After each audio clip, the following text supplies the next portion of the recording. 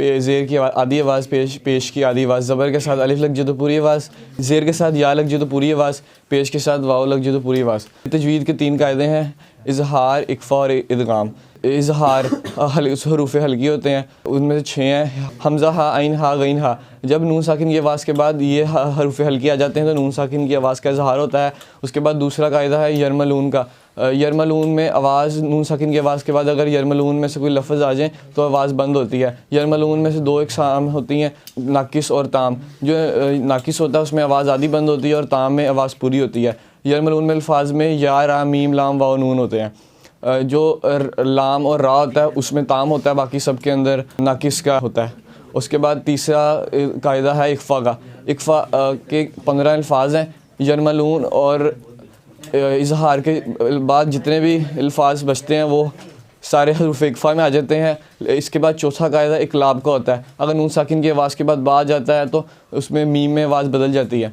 उसके बाद हरकत हमारी आवाज़ है जिसे हम कुरान मजीद पढ़ते हैं, और एराब किसी भी लफ्ज़ के आखिरी हरफ पर जो हरकत होती है वो उसका एराब कहलाती है। एराब की 3 हालतें हैं, फ़ाइली, मफ़ूली, इज़ाफ़ी। फ़ाइली काम करने वाला, मफ़ूली जिस पर काम वाक़िया, और इज़ाफ़ी एक किस्म का दूसरे किस्म के साथ ताल्लुक़। फ़ाइली को ने से, मफ़ूली को से। फ़ाइली का एराब 2 पेश 1 पेश, मफ़ूली का एराब 2 ज़बर 1 ज़बर।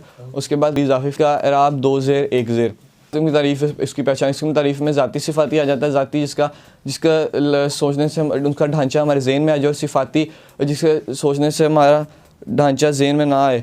उसके बाद इसकी पहचान में नकरा, मारफ़ा। नकरा किसी भी आम चीज़ को कहते हैं, मारफ़ा किसी भी ख़ास चीज़ को कहते हैं। नकरा की पहचान तनवीन, लफ्ज़ के आखिर में तनवीन आ जाती है, और मारफ़ा की पहचान लफ्ज़ के शुरू में अलिफ लाम आ जाती है। इसमें मारफ़ा की 7 अक़साम है। मुरब्बिल लाम, इसमें इशारा, इसमें मौसूला, इसमें मुनादा, इसमें ज़मीर, इसमें अलम, मुज़ाफ़, इसमें ज़मीर। इसम बिल्लिहाज़ अदद।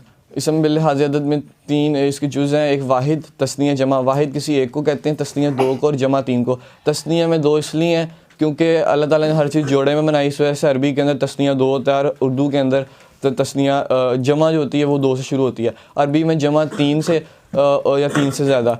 जमा के 2 जुज़ हैं, जमा मुकस्सर और जमा सालिम। जमा मुकस्सर वो जिसमें वाहिद टूट जाए और नया लफ्ज़ आ जाए। जमा सालिम जिसका वाहिद बरकरार रहे।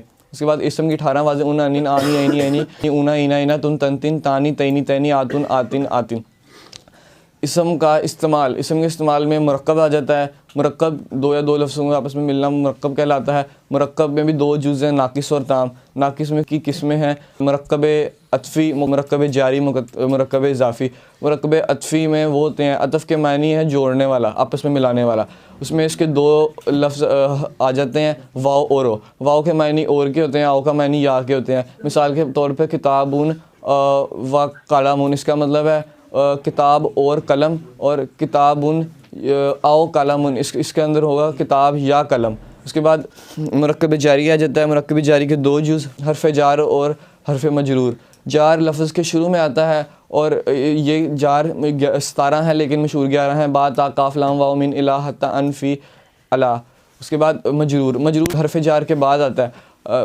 जो मजरूर होता है वो ज़ेर लेके आता है, क्योंकि पीछे हरफ जार लगा होता है तो वो ज़ेर दे देता है। उसके बाद मुरक्कब इज़ाफ़ी। मुरक्कब इज़ाफ़ी के 2 जुज़, मुज़ाफ़ और मुज़ाफ़ इलैही।